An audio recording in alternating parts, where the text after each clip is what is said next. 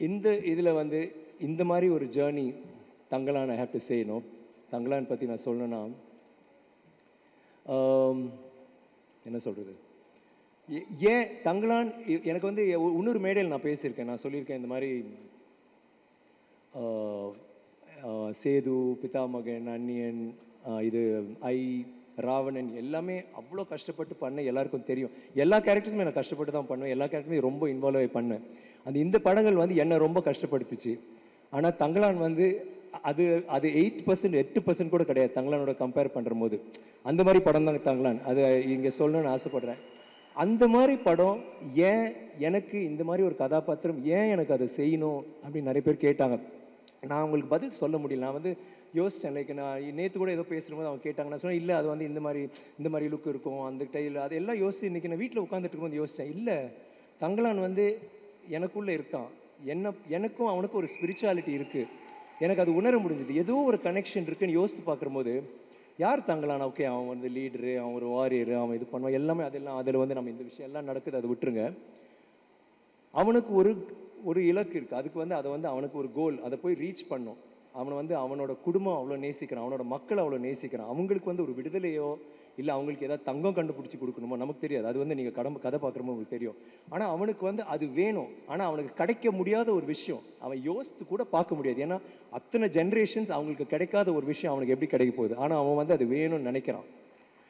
Sorry Ranjith, கொஞ்சம் நான் சொல்கிறேன், பரவாயில்லையா? கிளைமேக்ஸ்னு சொல்லிட்டா அப்படியே. ஸோ அப்படி நினைக்கிறவன் வந்து அவன் கூட இருக்கிறான். அவன் எதிரின்னு இல்லை, அவன் கூட இருக்கிறவனே இது ஒன்றால் முடியாது, இது நடக்காது, ஏன் அது எதுக்கு வேஸ்ட் பண்ணுற டைமை விட்டுருவாங்க. ஃபஸ்ட்டு கொஞ்சம் என்கரேஜ் பண்ணுவாங்க. அவன் அடிப்பட்டு இன்னல் பட்டு வந்து திருப்பி வருவான், காலை உடப்பான், கால் உடஞ்சிரும், வந்து அதை வச்சுக்கிட்டே ட்ரை பண்ணுவான், திருப்பி அவங்கள மக்களை கூப்பிட்டு அவங்க எல்லாருமே எதிர்ப்பாங்க. ஆனால் அவன் சொல்ல என்னால் முடியும், இது முடியும், இது நடக்கும், நான் பண்ண போகிறேன்ட்டு. எனக்கு ஏன் அங்கே ரெசனேட் ஆச்சுன்னா என்னோட லைஃப்பும் அப்படி தான் இருந்துச்சு. நான் வந்து சின்ன வயசுலேருந்தே நடிக்கணும்னா எனக்கு வந்து இப்போ நான் எப்படி இருக்கணும் அப்படியே தான் நான் அப்போ இருந்தேன். நான் படிக்கவே மாட்டேன். 8ஆம் கிளாஸ் வரைக்கும் ஃபஸ்ட்டு 3 ரேங்க்ஸில் தான் இருப்பேன். 8ஆம் கிளாஸ்லேருந்து நடிக்கணும்னு ஆசை வந்ததுக்கப்புறம் கடைசி 3 ரேங்க்ஸ், அதுக்கு மேலே வரவே இல்லை. படிக்கவே மாட்டேன். எப்போவுமே இந்த கேரக்டர் பண்ணணும், இல்லை இந்த மாதிரி நடிக்கணும். அங்கே நாடகம் பண்ணும்போது வேறு நாடகம், அங்கே வந்து ஹீரோ ரோல் கொடுப்பாங்க. ஜூலியஸ் சீசர் கொடுத்தா அவன் வேண்டாம், எனக்கு கேஷஸ் கொடுங்க, இல்லைன்னா எனக்கு ப்ரூட்டஸ் கொடுங்க, அவங்களுக்கு தான் ஏதோ நடிக்கிறதுக்கு வாய்ப்பு இருக்கும், அந்த மாதிரி தான் நான் பண்ணுவேன். இல்லை தனியாக ஒரே ஆளாக நடிச்சிட்டு இருப்பேன். ஏதாவது ஒன்று பண்ணிட்டு பெஸ்ட் ஆக்டரோட அந்த மாதிரி வாங்கிட்டு ஏதோ பண்ணிட்டு இருப்பேன். காலேஜ்லேயும் தொடர்ந்துச்சு. காலேஜில் தான் உச்சம் எனக்கு. அப்படி ஐயோ சினிமாக்குள்ளே எப்படியாவது சேர்ந்துருன்னு நினைக்கிற போது துரதிருஷ்டமோ அதிசயமோ எனக்கு தெரியல, அந்த டைமில் ஒரு படம் ஒரு நாடகம், அந்த நாடகத்துக்கு போகும்போது ஐஐடியில் பிளாக் காமெடின்னு அதில் நான் கதாநாயகனை நடித்தேன். எனக்கு பெஸ்ட் ஆக்டர் கிடச்சிது. அன்றைக்கி எனக்கு ஆக்சிடெண்ட்டாக என் காலை உடைச்சேன். தங்கலான் மாதிரியே கால் உடஞ்சி காலை வெட்டணும்னு சொன்னாங்க. அதுக்கப்புறம் ஹாஸ்பிட்டல் போயிட்டு 3 வருஷம் ஹாஸ்பிட்டல் பெட்லேயே கடந்தேன். 3 வருஷம் 23 சர்ஜரி. அதுக்கப்புறம் 1 வருஷம் கிளச்சி வச்சு தான் நடப்பேன். அந்த டாக்டர் சொன்னார் எங்கள் அம்மா கிட்ட, நீங்கள் வந்து இனிமேல் பையன், நம்ம அம்மா கேட்டாங்க எப்போ நடப்பான் டாக்டர்னு கேட்டோம். இல்லை அவன் நடக்கவே மாட்டாமா அப்படின்னாங்க. தென் எங்கள் அம்மா அழுதுட்டு கேட்டாங்க, என்னங்க டாக்டர் இப்படி சொல்கிறீங்க? இல்லைம்மா காலை காப்பாற்றிட்டு அதை வெட்டணும்னு சொன்னாங்க, நான் காப்பாற்றிட்டேன். நான் வந்து இந்த மாதிரி வேறு எதுவும் பண்ண முடியாது, பட் கால் இருக்குல்லப்பா அப்படின்னு. கால் வச்சுட்டு என்ன டாக்டர் பண்ணணும்னு அழுதுட்டு இருந்தாங்க. நான் வந்து ஏன் அழுகுற, நான் நடப்பேன், நான் எல்லாருக்கும் தெரியும் நான் நடக்க முடியாது. ஏன்னா டாக்டரே சொல்லிட்டாரு, மோகன்தாஸ்னு சென்னையில் மிகப்பெரிய டாக்டர் சொல்லிட்டாரு நடக்கவே முடியாதுன்ட்டு. ஆனால் எனக்கு நடிக்கணும், எனக்கு சினிமாவில் நடிக்கணும், நான் கிறுக்க மாதிரி இருந்தேன். எனக்கு வந்து பெரிய ரோல்லாம் பண்ணக்கூடாது, எனக்கு சின்ன ரோல் பண்ணாலும் ஒரே ஒரு சீனில் வந்தாலும் பரவாயில்ல, ஏன்னோ அந்த ஒரு வெறியில் தான் இருந்தேன். ஸோ அப்படி இருக்கும்போது மெதுவாக பட வாய்ப்புகள் வந்துச்சு. பட வாய்ப்புகள் வந்து அதுவும் ஒர்க் அவுட் ஆகலை. என்னோட போராட்டம் அங்கே தொடர்ந்துச்சு. இன்னொரு 10 வருஷம் போராடினேன். அப்போது அது வரைக்கும் எல்லாருமே இல்லை நீ நடிக்க, ஒன்று ஏன்டா உன்னால் எப்படா நடக்கவே முடியாது சொல்லும்போது மெதுவாக ஒரு குச்சி தூக்கி போட்டேன். அப்புறம் இன்னொரு குச்சி. அந்த டைமில் நான் வேலைக்கெல்லாம் போவேன், ஏன்னா வீட்டுக்கு சம்பாதிச்சும் கொடுக்கணும். எங்கள் அம்மா சொன்னாங்க, நீ விட்டுறா, எதுக்குடா இதெல்லாம் பண்ணுறேன், நான் பார்த்துக்கிறேன்டா. ஐ சரி இல்லை நான் நடிக்கணுமா, நான் நடிக்கணும், லூசு பையன் மாதிரி இருக்க, சும்மா போய் படுறானுவாங்க. முடியாது நான் போவேன்ட்டு அந்த 2 குச்சியில் ஒரு குச்சி போட்டேன். அப்புறம் ஒரு குச்சியை போட்டு சிவாஜி சார் ஒன்று வச்சிருப்பார்ல, அப்படி நடந்து உட்காந்துக்கலாம், அந்த மாதிரி ஒரு குச்சி வச்சுருப்பேன். அதை வச்சுட்டே வேலைக்கு போவேன். லிண்டாஸில் நான் பண்ணிகிட்டு இருந்தேன். இப்போ 750 ரூபா தான் சம்பளம் ஒரு மாதத்துக்கு. நான் அதை வச்சுட்டு போவேன். போயிட்டு நான் வேலை செஞ்சுட்டு வருவேன். பட் என்னென்னா அதுக்கப்புறம் இந்த சினிமா வாய்ப்பு வந்த பிறகு எல்லாரும் அமைதியாயிட்டாங்க. சரி நடிக்கிறான், ஆனால் படம் ஓடல, இன்னும் படம் ஓடல. 10 வருஷம் போச்சு. திருப்பி ஆரம்பிச்சிட்டாங்க, ஏன்டா நடிக்க வராதுடா, விட்டுறா, வேறு ஏதாவது பண்ணு. என் ஃப்ரெண்ட்ஸ்லாம் சொல்ல ஆரம்பிச்சிட்டாங்க. என் ஃப்ரெண்ட்ஸ்லாம் பார்க்கும்போது பரிதாபமாக பார்ப்பாங்க. எல்லாரும் ஒவ்வொரு இதில் பெரிய ஆளாகிட்டு இருந்தாங்க. நான் மட்டும் அப்படியே இவன் பாவம் அப்படிதான் சொல்லிட்டு இருந்தாங்க. எனக்கு ரொம்ப ஒரு மாதிரி ஃபீல் ஆகிட்டே இருக்கும். ஆனால் இல்லை என்னால் முடியும்னு சொல்லிட்டு நான் அன்னைக்கு நான் விட்டுருந்தேன்னா இன்னைக்கு நான் இந்த மேடையில் நான் இருக்க மாட்டேன். உங்களுக்கு வந்துட்டு உங்க கூட நான் இப்போ பேசிகிட்டு இருக்க மாட்டேன். அதுதான் ஐ திங்க் நம்ம வந்து ஒரு ஒரு ஒரு கனவு இல்லைனா ஒரு இதை வந்து நம்ம சேர்க்கணும், நாங்கள் போய் சேரணும்னு நினச்சி நம்ம அதையே இது பண்ணோன்னா கண்டிப்பாக அது ஒர்க் அவுட் ஆகும். அதனால தான் இங்கே இருக்கேன். நான் சில டைம் நினைப்பேன், வாட் இஃப் சப்போஸ் எனக்கு அது சக்ஸஸ் வரலன்னா என்ன பண்ணியிருப்பேன்? இப்போவும் முயற்சி பண்ணியிருப்பேன், இப்போவும் சினிமா நடிக்கணும்னு ட்ரை தான் பண்ணியிருப்பேன். That is my passion for cinema. எனக்கு வந்து அவ்வளோ நேசிக்கிறேன். அண்ட் அந்த நேசித்து அது வந்துலாம் எனக்கு கிடைச்ச அன்பளிப்பு தான் நீங்கள்.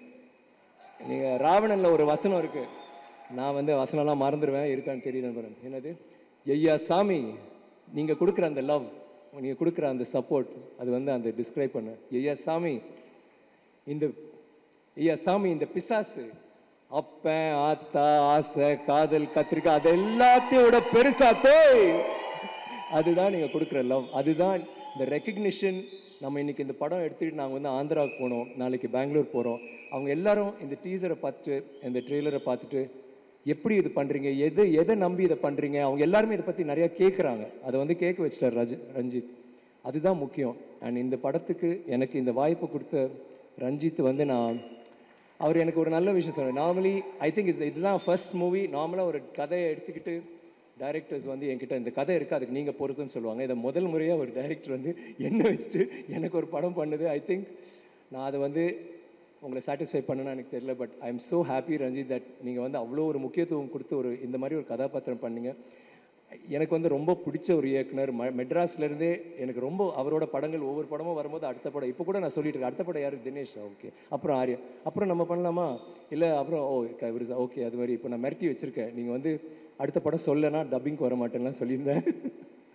Thank you Ranjith for this. I love you. எனக்கு வந்து நீங்கள் ஒரு சிறந்த இயக்குனர். எனக்கு வந்து இதில் வந்து எனக்கு என்ன ரொம்ப பிடிச்சதுன்னா, என்னை சேலஞ்ச் பண்ணிங்க. சும்மா ஒரு ரோல் கொடுக்காம சேலஞ்ச் பண்ணி இதை நடித்து காட்டு, இதை பண்ணுன்னு எனக்கு ஒரு வாய்ப்பு கொடுத்தீங்க. அதுக்கு வந்து எனக்கு வந்து எப்போவுமே நான் உங்களை மறக்க மாட்டேன். இந்த மாதிரி நான் செய்த ரோல்ஸ் எல்லாமே நீங்கள் சொல்கிறீங்க நான் நல்லா பண்ணேன். ஆனால் அது எல்லாமே ரஞ்சித், விஜய், மணி சார், சங்கர் சார், ஹரி, ரமணி எல்லாமே இவங்க கொடுத்த படங்கள், இவங்க கொடுத்த ஊக்கம், இவங்க கொடுத்த இன்ஸ்பிரேஷன் தான். இந்த மாதிரி இயக்குநர்கள் இருக்கிறதுனால தான் என்ன மாதிரி நடிகர்கள் இருக்க முடியுது. Thank you to you for being that director. And Ranjith பண்ணி சொல்லணும்னா அதோட முடிச்சிட முடியாது. உங்களுக்குன்னு ஒரு வாய்ஸ் இருக்குது, ஒரு பவர்ஃபுல் வாய்ஸ். ரெஸ்பான்சிபிளாக யூஸ் பண்ணுங்கள், கேர்ஃபுல்லாக யூஸ் பண்ணுங்கள். I will always be there like Parvathi says to support you. எனக்கு வந்து அவர் பேச முடியாது, பேச தெரியாதுன்றார், கதை சொல்ல தெரியாது. இவ்வளோ அழகாக பேசினார், எவ்வளோ மெதுவாக பேசுவார். பேச ஆரம்பிச்சார் டக்க டக்க டக்க டக்க டக்கு பேசிட்டு அதுக்கப்புறம் எனக்கு பேச வராது அப்படின்னு சொன்னால் யாரும் நம்ப முடியுமா? அவ்வளோ அழகாக பேசுகிறீங்க, சச் எ நைஸ் பேச்சாளர். ஆனால் அது எல்லாத்தையும் விட இப்போ கூட நான் மாளவிகா கூட நம்ம பேசிட்டு மட்டும் சொன்னோம், அவருக்குள்ள ஒரு சாஃப்ட்னஸ் ஒன்று இருக்கு. I like that Ranjith. அது உங்கள் ஒரு வல்னரபிலிட்டி இருக்குல்ல, அந்த கூலிங் கிளாஸ் கழட்டின பிறகு ஒரு சின்ன ஒரு that's such a beautiful thing about you. Thank you.